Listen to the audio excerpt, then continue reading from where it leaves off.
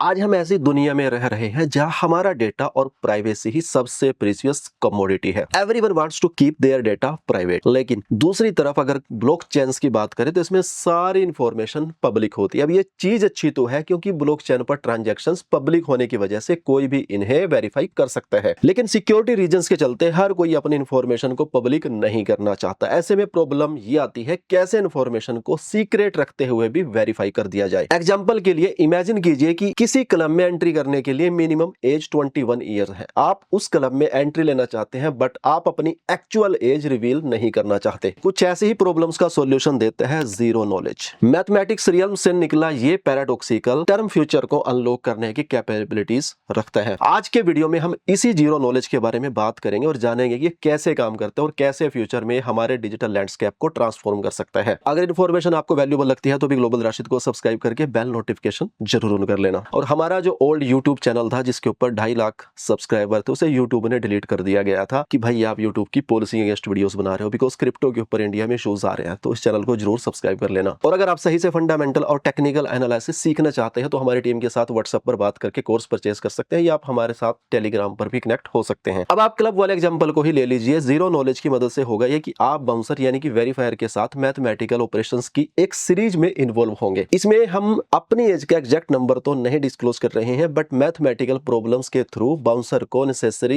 Assurance दे रहे हैं कि इस तरह इस प्रोसेस में आपकी प्राइवेसी भी इंटरेक्ट हो सकती है और वेरिफिकेशन भी हो जाता है। मतलब जीरो नॉलेज का कॉन्सेप्ट दो पार्टीज के बीच सीरीज ऑफ एक्सचेंज पर बेस्ड होता है। ये दो पार्टीज होती है, प्रूवर यानी जिसका डेटा वेरीफाई होना है और वेरीफायर जो प्रूवर के डेटा को वेरीफाई करेगा। वेरीफायर को बाउंसर भी कहते हैं। प्रूवर बिना रियल इंफॉर्मेशन रिवील किए मैथमेटिकल ट्रिक्स और कमिटमेंट का यूज करके वेरीफायर को कन्विंस करने की कोशिश करता है। इसे आप किसी जादू करके जादू जैसा समझ लीजिए, जिसका जादू तो सबको दिखाई देता है बट जादू के पीछे का लॉजिक किसी को भी पता नहीं होता। ब्लॉकचेन टेक्नोलॉजी में सिक्योर कम्युनिकेशन पॉसिबल करने की वजह से जीरो नॉलेज वेरियस फील्ड्स में एक पावरफुल टूल के रूप में उभर कर आता है। और जीरो नॉलेज को इतना कैपेबल बनाती है उसकी 3 प्रॉपर्टीज। Number 1, completeness. ये गारंटी करती है कि अगर प्रूवर पूरी तरह सीक्रेट प्रोसेस कर पाता है तो वो वेरीफायर को हाई डिग्री ऑफ सर्टेनिटी से कन्विंस कर पाएगा। प्रूवर जो स्टेटमेंट दे रहा है वेरीफायर उसके अगेंस्ट क्वेश्चन करता है और अगर इसके बाद भी स्टेटमेंट कंसिस्टेंट रहते हैं और उनसे सेम कंक्लूजन ही निकलता है तो वेरीफायर के कन्विंस होने की प्रोबेबिलिटी हाई होगी। लॉक और की का एग्जांपल लेते हैं। अगर प्रूवर के पास राइट की है तो वो हमेशा लॉक को ओपन कर लेगा। Number 2, soundness. ये इंश्योर करती है कि अगर प्रूवर के पास कोई सीक्रेट है ही नहीं तो वो किसी भी हाल में वेरीफायर को डिसीव नहीं कर सकता। सेम ताले और चाबी वाला एग्जांपल ले लेते हैं। अगर एक चोर जिसके पास लॉक की राइट की नहीं है तो साउंडनेस इंश्योर करती है कि वो लॉक ओपन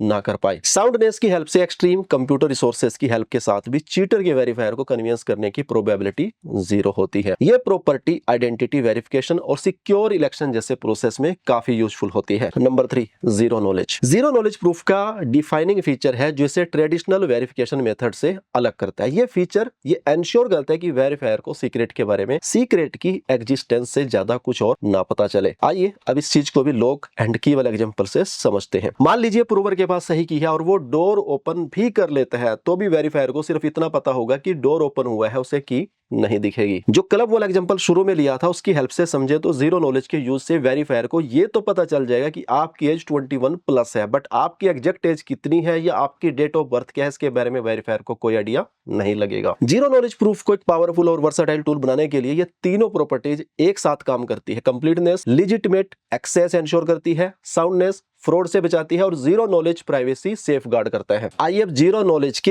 एप्लीकेशंस के बारे में जान लेते हैं। नंबर 1, अगर आपको ऑनलाइन अपनी आइडेंटिटी वेरीफाई करनी है बट अपनी पर्सनल डिटेल्स जैसे पासपोर्ट etc रिवील नहीं करना चाहते तो उसमें जीरो नॉलेज का यूज किया जा सकता है। नंबर 2, इलेक्शंस और वोटिंग साइबर अटैक्स का प्राइम टारगेट हो सकते हैं बट जीरो नॉलेज की मदद से बिना कोई इन्फॉर्मेशन रिवील किए सिक्योरली वोटिंग करवाई जा सकती है। नंबर 3, जीरो नॉलेज का यूज पासवर्ड लेस ऑथेंटिकेशंस में हो सकता है। अब हम जानते हैं कि पासवर्ड याद करना कितना टफ काम होता है और अगर आपको 10, 12, 15 पासवर्ड याद करने पड़ जाए तो क्या हालत होगी। आप में से कितने सारे लोगों के अपने सारे सोशल मीडिया अकाउंट्स के पासवर्ड्स याद रहते हैं या एक्सचेंजेस के पासवर्ड याद है? कमेंट करके जरूर बताना। जीरो नॉलेज की हेल्प से वेबसाइट और एप्स में सिक्योरली लॉगिन किया जा सकता है वो भी बिना पासवर्ड के। भाई आपको याद है नहीं वो बताना है, पासवर्ड्स मत लिख देना। नंबर 4, जीरो नॉलेज एक स्केलेबल ब्लॉकचेन सॉल्यूशन के रूप में भी उभर कर आता है। ब्लॉकचेन्स की डेटा सिक्योरिटी और ट्रांसपेरेंसी रिवॉल्यूशनाइज्ड है, but at the same time ये स्लो भी है। जीरो नॉलेज ब्लॉकचेन्स को स्केलेबल बना देगा क्योंकि इसमें वेरिफिकेशन के लिए पूरी इंफॉर्मेशन को रिवील करने की जरूरत नहीं पड़ती। ये तो सिर्फ कुछ एग्जांपल्स हैं जीरो नॉलेज की, हालांकि इसमें कुछ चैलेंजेस भी हैं, बट जीरो नॉलेज पर R&D जारी है और जल्दी हम हर फील्ड में इसके एप्लीकेशंस देख पाएंगे। जीरो नॉलेज के बारे में आपकी क्या राय है कमेंट सेक्शन में हमारे साथ में जरूर शेयर कीजिएगा। अब हम बात करते हैं नेक्स्ट प्रोजेक्ट ऑप्टिमिज्म की। जैसे क्रिप्टो करेंसी और ब्लॉकचेन का कॉन्सेप्ट पॉपुलर होता जा रहा है, इथेरियम स्मार्ट ब्लॉकचेन कॉन्ट्रैक्ट के लिए एक लीडिंग प्लेटफॉर्म जो है बनता जा रहा है। लेकिन इथेरियम के साथ कुछ प्रॉब्लम्स है। पहला, इसमें ट्रांजैक्शंस में टाइम बहुत ज्यादा लगता है। दूसरा, इसमें ट्रांजैक्शन फी बहुत ज्यादा है। ऐसे में हर क्रिप्टो एंथुसियास्ट की यही इच्छा है कि किसी भी तरह ट्रांजैक्शंस में लगने वाले टाइम और ट्रांजैक्शन फी दोनों में कमी हो जाए। इस प्रॉब्लम का सॉल्यूशन ऑप्टिमिज्म के पास है। नहीं, आपको ऑप्टिमिस्ट नहीं सोचना है। आई मीन इन जनरल आप ऑप्टिमिस्टिक सोच रखो। बट यहाँ ऑप्टिमिज्म एक क्रिप्टो ट्रेडिंग प्लेटफॉर्म है जिसमें आपके ट्रांजैक्शंस को प्रोसेस करने में टाइम भी कम लगता है, प्लस फी भी कम पे करनी पड़ती है। ऐसा होता कैसे है, चलिए समझते हैं। दोस्तों, लार्ज ट्रांजैक्शंस फी और लार्ज ट्रांजैक्शंस टाइम का सॉल्यूशन है लेयर 2 चेन्स। ऑप्टिमिज्म भी एक लेयर 2 चेन है, यानी इसके थ्रू जो ट्रांजैक्शन होता है वो एक लेयर पर नहीं बल्कि 2 लेयर्स पर होता है, जिसमें सेकंड लेयर ऑप्टिमिज्म है और इथेरियम मेन नेट लेयर 1 है। यानी कि ऑप्टिमिज्म मेन नेट इथेरियम पर ही काम करता है। अब आपके मन में क्वेश्चन आ रहा होगा कि अगर किसी एक लेयर पर काम होता है तो उसे कम टाइम में हो जाना चाहिए रेदर देन 2 लेयर पर। लेकिन क्रिप्टो के केस में यह बात सच नहीं है। कैसे, अब ये भी समझ लेते हैं। जब भी हम क्रिप्टो पर कोई ट्रांजैक्शन करते हैं तो उसे ब्लॉकचेन पर स्टोर किया जाता है, फिर उसे वैलिडेट किया जाता है और इसके लिए हमसे ट्रांजैक्शन फी भी चार्ज की जाती है। लेकिन ऑप्टिमिज्म इस काम को आसान और किफायती बना देता है। ऑप्टिमिज्म पर जब एक ट्रांजैक्शंस किए जाते हैं तो वो कई ट्रांजैक्शंस को रोल अप कर देता है और उसे एक सिंगल ट्रांजैक्शंस की तरह ट्रीट करता है। एक साथ मिले हुए इन ट्रांजैक्शंस के ग्रुप को रोल अप्स या बंडल कहा जाता है। अब जहां एक तरफ ये सारे ट्रांजैक्शंस एक एक करके इथेरियम ब्लॉकचेन पर सेव होने थे, एक साथ ही एक सिंगल ट्रांजैक्शन यानी बंडल के रूप में सेव हो जाएंगे। तो ऐसे में मल्टीपल ट्रांजैक्शंस को सेव करने और वैलिडेट करने में जो टाइम जाने वाला था वो सिग्निफिकेंटली रेड्यूस होगा। दोस्तों, ये सिस्टम बिल्कुल वैसा ही है जैसे आप किसी साइड स्ट्रीट पर गाड़ी चला रहे हो लेकिन आपको सिक्योरिटी बेनिफिट्स हाईवे वाले मिल रहे हो, क्योंकि इसमें ट्रांजैक्शन तो ऑप्टिमिज्म पर होता है लेकिन उसे सेव इथेरियम ब्लॉकचेन पर किया जाता है और वही इन्हें वैलिडेट भी किया जाता है। ये तो रही टाइम रेड्यूस होने की बात। अब देखते हैं कि ट्रांजैक्शन फी कैसे रेड्यूस होगी, क्योंकि इस केस में ऑप्टिमिज्म के भी तो चार्जेस होंगे। तो देखिए, इसका भी सिंपल सा फंडा है। जब कई सारे ट्रांजैक्शन एक बंडल के रूप में एक साथ अपलोड होते हैं तो जो ब्लॉकचेन ट्रांजैक्शन फी यानी गैस फी है वो भी एक सिंगल ट्रांजैक्शन के अकॉर्डिंग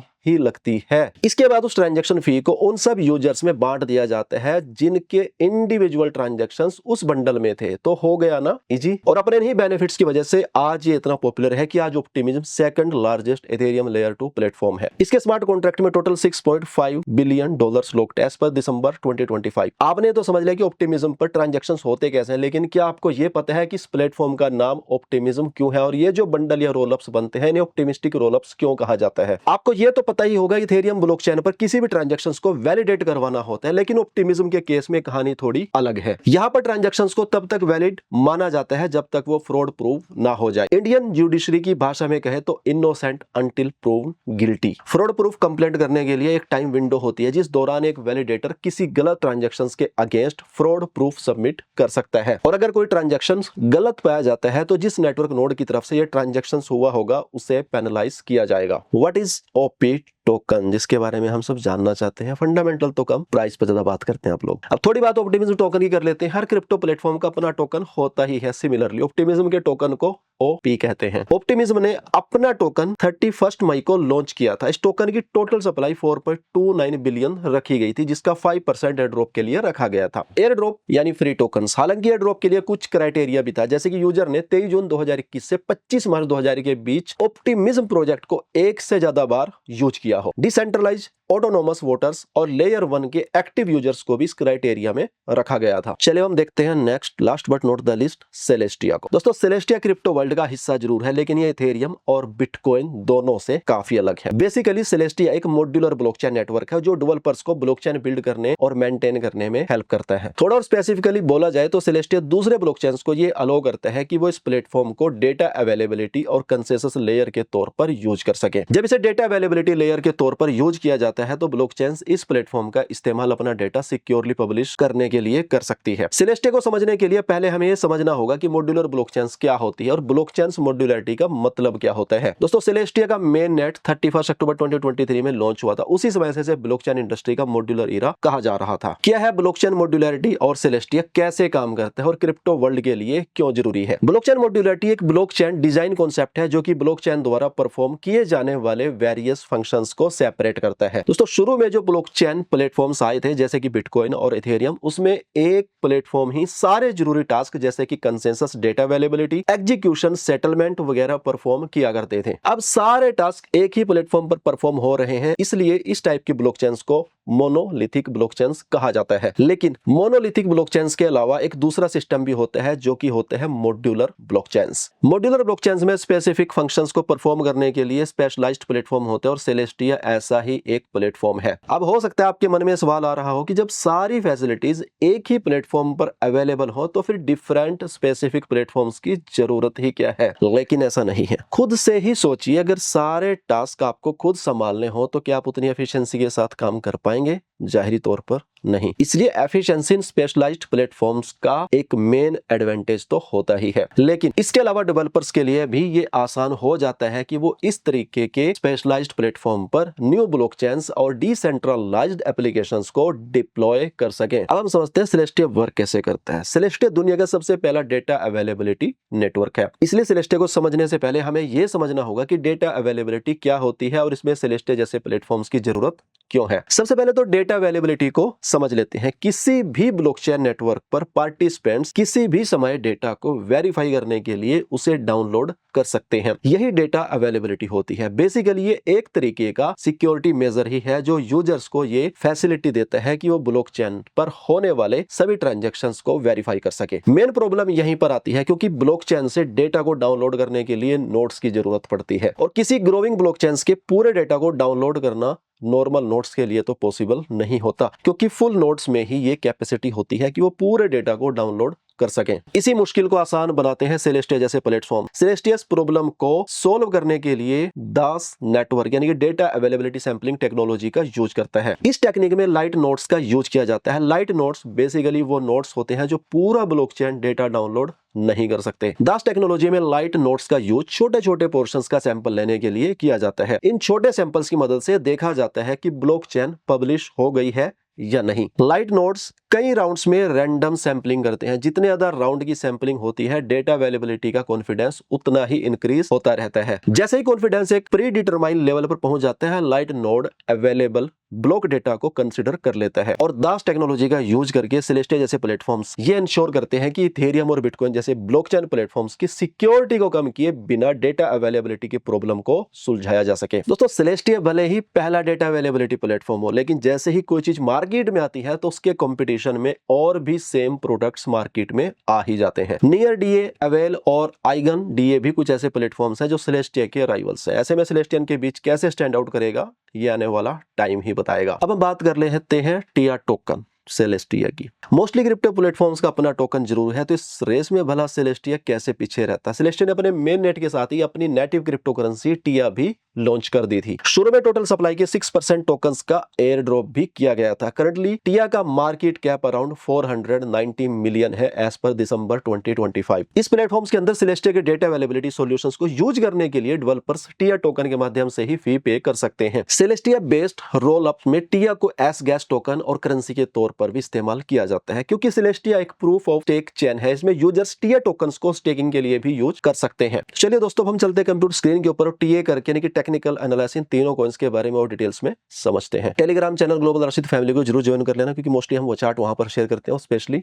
एक्स यानी कि ट्विटर के ऊपर भी। अगर हम बात करें जीरो नॉलेज के बारे में डिटेल्स मैंने फंडामेंटली आपको बता दिया, लेकिन फंडामेंटली उसका कोई एक स्पेसिफिक कॉइन नहीं है। तो अब zero knowledge proof tokens by market capitalization यानी कि जीरो नॉलेज जो टेक्नोलॉजी यूज कर रही है, जो प्रोजेक्ट्स कॉइन्स हैं, टोकन्स हैं, वो यहाँ पे अलग, जी कैश हो गया, मिडनाइट हो गया, वर्ल्ड कॉइन हो गया, इम्यूटेबल है जो गेमिंग के अंदर यूज कर रहे हैं, स्टार्कनेट है, जीके सिंक है, जेन है। लेकिन काफी ज्यादा जो मुझे रिक्वेस्ट आई थी वो आई थी जीके टोकन को लेकर, तो मैं जीके टोकन का एनालिसिस कर रहा हूँ। एक स्पेसिफिक जीरो नॉलेज का नहीं है, लेकिन यहाँ पर काफी ज्यादा लिस्ट है। अगर इस लिस्ट में से कुछ कॉइन्स आपके पास है, चाहे मेंता हो, सेलर नेटवर्क हो, फाला नेटवर्क हो, ल्यूमिया हो, या और जो भी आपको लगता है कि आपके पास है और मुझे उसके ऊपर वीडियो बनाना चाहिए, तो कम से कम मुझे 5 कॉइन या 3 कॉइन का आप जो है वो कमेंट करके बता सकते हो इस लिस्ट के अंदर में से। ये अगर आप गूगल में भी सर्च करोगे जीरो नॉलेज टोकन्स, तो आपको कॉइन मार्केट कैप का आर्टिकल मिल जाएगा, यानी कि लिंक वेबसाइट का, तो फिर आप यहाँ पर आकर देख सकते हो। और ये है जेके की ऑफिशियल वेबसाइट, जो कि आप यहाँ पर चेक कर सकते हो। बाकी कॉइन मार्केट कैप पर आपको डिटेल्स मिल जाएगी, टिया का चार्ट भी हम देखेंगे, ऑप्टिमिज्म का भी, और जेके का भी। जेके का अगर आप देखोगे, जब ये लिस्टेड हुआ था उस टाइम पर इसने ऑल टाइम हाई लगाया था 29 सेंट का। देन उसके बाद इसमें करेक्शन, अगस्त 24 का इसका लो था 8 सेंट का, 0.08। अगेन एक अच्छी रैली देखने को मिली और दिसंबर 2024 में इसका हाई था 27। और रिसेंटली जो अक्टूबर में क्रैश आया था उसके अंदर इसने लो बनाया 0037। अभी अगर हम करंट बात करें तो 0.024 का लो है, 27 अभी प्राइस चला हुआ है, और चांसेस हैं कि अभी और करेक्शन इसके अंदर यहाँ पर आ सकती है। मे भी पॉसिबिलिटीज है 0.016 से लेकर 0.02 तक ये आ सकता है जीके। और जो इसके अंदर एक रैली हमें देखने को मिलेगी, तो वो देखने को मिलेगी जब इसका 0.038 0.04 का जो लेवल है वो ब्रेक होगा, और ब्रेक होकर होल्ड करेगा इस लेवल को। जैसे ही ब्रेक होकर इस लेवल को होल्ड करेगा, देन हम इसके अंदर जो है एक अच्छा मूव जो है फिर यहाँ से देख सकते हैं। और पॉसिबिलिटीज है फिर अगला टारगेट इस रेंज के अंदर जो है हम अपना वो कंसिडर कर सकते हैं कि इस रेंज के अंदर जो है वो टारगेट इसका जा सकता है बड़े आराम के साथ में। और ये टारगेट आपका होगा लगभग 0.08 से लेकर 85 तक। और अगर हम यहाँ से बात करें 0.02 से अगर आप लेकर चलोगे, तो 450% का आपको यहाँ पर ये प्रॉफिट दे सकता है। और अगर इस लेवल को होल्ड कर लेता है 0.09 को ब्रेक करके, देन फिर पॉसिबिलिटीज है इसकी 20 सेंट 25 सेंट या ऑल टाइम हाई तक ये जा सकता है जीके। नेक्स्ट है हमारा यहाँ पर ओपी अगर आप बात करें, जब ये लिस्टेड हुआ था, लिस्टेड होने के बाद जिसने लो बनाया था जून 2022 में, वो था इसका लो 39 सेंट का। उसके बाद एक अच्छी खासी रैली हमें देखने को मिली, और मार्च 2024 के अंदर इसका ऑल टाइम हाई था 4.86 का। उसके बाद से लगातार करेक्शन है, 26 सेंट अभी करंट प्राइस है। और जो इसने रिसेंटली लो बनाया था अक्टूबर में डंप के अंदर, वो था इसका 16 सेंट का। अभी पॉसिबिलिटीज है 20 सेंट की रेंज तक ये भी आ सकता है। 20 सेंट तक की जो है इसकी पॉसिबिलिटीज वो यहाँ पर बनती है, इतना आप जो है इसके अंदर कंसिडर कर सकते हो। लेकिन जो इसका एक मेन की लेवल है, मतलब जहां के बाद एक बड़ी रैली जो हमें देखने को मिलेगी, वो की लेवल आप यहाँ पर कंसिडर कर सकते हो, ये वाला 50 सेंट का। 50 सेंट को जब ब्रेक करेगा, देन इसके अंदर एक अच्छा बड़ा मूव देखने को मिलेगा। तो अगर आपकी 20 सेंट की बाइंग होती है और 50 सेंट पर आप सेल करते हो, तब भी आपका 150% आप यहाँ पर कंसिडर इसके अंदर कर सकते हो। नेक्स्ट उसके बाद जो एक, अगर हम बात करें कि एक बुल रैली की जो शुरुआत होगी, इसके अंदर एक ऑल्ट कॉइन्स की अच्छी ग्रोथ देखने को मिलेगी। वो इसका लेवल है यहाँ पर 95 से लेकर 80 सेंट का, 80 सेंट से लेकर 85 सेंट का, ये इसका की लेवल है। तो ये वाला टारगेट आप पहले 50 सेंट का, देन आप 80 से लेकर 95 सेंट के टारगेट भी हैं आपके। तो जब इस लेवल को ये ब्रेक करके होल्ड करेगा, देन आपको बड़ी रैली इसके अंदर देखने को मिलेगी। तो यहाँ से अगर आप देखोगे, अगर 20 सेंट की रेंज से आप बाई करते हो और $1 की रेंज में सेल करते हो, तो आपका सीधा सा 500% का आपका प्रॉफिट के चांसेस है। 5 टाइम आप यहाँ से निकाल सकते हो, 400 to 500%। देन उसके बाद ये जो यहाँ पर रेसिस्टेंस लाइन आप देख रहे हो, ये जाती है लगभग $2 तक यहाँ पर, यानी कि ये जो सपोर्ट लाइन है, ये ऐसे रेसिस्टेंस रिएक्ट करेगी। तो $2 का नेक्स्ट प्रोमिसिंग टारगेट जो आप इसका ओपी का देख सकते हो। बट एक बड़ी रैली आती है, देन हमें पॉसिबिलिटीज है 2.5 या $3 की रेंज में भी ये देखने को मिल सकता है। Last but not the list है हमारा सेलेस्टिया, जिसका कभी के टाइम में एक बड़ा अच्छा नाम हमें सुनने को मिला था, और अक्टूबर 2023 में लिस्टेड हुआ था। 1.90 का इसका उस टाइम पर लो था, और $21 का इसने ऑल टाइम हाई बनाया। और उसके बाद से अगर आप देखो, ऑल टाइम हाई के बाद से जब इसके अंदर करेक्शन आई, तो स्टिल करेक्शन ही है। अभी 44 सेंट प्राइस चला हुआ है, और जो पीछे अक्टूबर में क्रैश आया था उसमें 23 सेंट का इसने लो बनाया था। तो अभी पॉसिबिलिटीज है आगे, अगर आप देखेंगे यहाँ पर, तो इसके अंदर हमें कुछ भी यहाँ पर बुलिश मोमेंटम देखने को नहीं मिल रहा। तो पॉसिबिलिटीज है मे बी 30 सेंट या 20-25 सेंट की रेंज में आ जाए। अभी मतलब इसके अंदर कोई बुलिश मोमेंटम नहीं है। तो अगर आप सोच रहे हो कि यहाँ पर अभी आप बाय कर लो और एकदम से प्राइस ऊपर चला जाए, तो ऐसी कोई पॉसिबिलिटीज मुझे यहाँ पर नहीं दिखाई दे रही इसके अंदर। अगर हम दोबारा वीकली चार्ट भी यहाँ पर देखें, वीकली चार्ट में ज्यादा अच्छे से आपको क्लियर हो जाएगा। तो ये देख सकते हो आप, लगातार मार्केट जो है नीचे जा रही है, और इसका जो की लेवल है, मतलब एक जो बड़ा इसका आप कंसिडर कर सकते हो कि जहां के बाद एक बड़ा बुलिश मोमेंटम हमें देखने को मिल सकता है, वो की लेवल है आपका यहाँ पर लगभग 2.28 का। जब इस लेवल को टच करेगा, हिट करेगा, इसको ब्रेक करके होल्ड करेगा, देन इसके अंदर आपको ओल्ड रैली बुल सीजन जो है, बुल रैली आपको इस कॉइन के अंदर देखने को मिल सकती है। लेकिन अगर 20-25 सेंट 30 सेंट की रेंज में आता है और $2 तक आप इसका वेट कर लेते हैं तो 5-6-7 टाइम तक आपको ऑलरेडी इसके अंदर ग्रोथ आपको देखने को मिल जाएगी। बट फिर भी बड़े टारगेट आप इसके $4 यहाँ पर इस रेंज के अंदर देख सकते हो। ये कि इसका एक अच्छा सपोर्ट था, जो कि अब ऐसे रेसिस्टेंस जो है हमें यहाँ पर उसके बाद करेक्शन देखने को मिल सकती है, ये वाला $4 to $5 की रेंज में। देन उसके बाद पॉसिबिलिटीज है कि मे बी $8 $9 भी ये देखने को मिल सकता है, लेकिन वो टाइम आने की बात है, अभी नहीं कह सकते। बिकॉज जब ओल्ड कॉइन सीजन आता है, बुल रैली आती है, तो नई नई अपडेट, नई नई फंडामेंटल चीजें जो है प्रोजेक्ट लॉन्च करते रहते हैं। वो तो डिपेंड करता है कौन सा प्रोजेक्ट क्या चीज लॉन्च कर रहा है। उम्मीद करता हूँ सारी चीजें आपको अच्छी समझ में आ गई होंगी। फिर भी आपको कोई क्वेश्चन हो, सजेशन हो, कमेंट करके आप जरूर बताइएगा। आज के इस वीडियो में इतना ही। अगले कौन से 5 कॉइन्स या 3 कॉइन्स के ऊपर आप इस तरीके का डिटेल्स एनालिसिस चाहते हो, 3 कॉइन्स आप बता देना। तो ऑलरेडी हमने गेमिंग वाले टोकन्स भी कवर कर लिए, सुई, ARB, सही नेटवर्क को भी कवर कर लिया। आज के इस वीडियो के अंदर हमने ZK, OP और सेलेस्टे को भी कवर कर लिया। अगले 3 कॉइन्स कौन से चाहते हो कि डिटेल्स में मैं इस तरीके से एनालिसिस करूं, कमेंट करके बताइएगा। Thank you.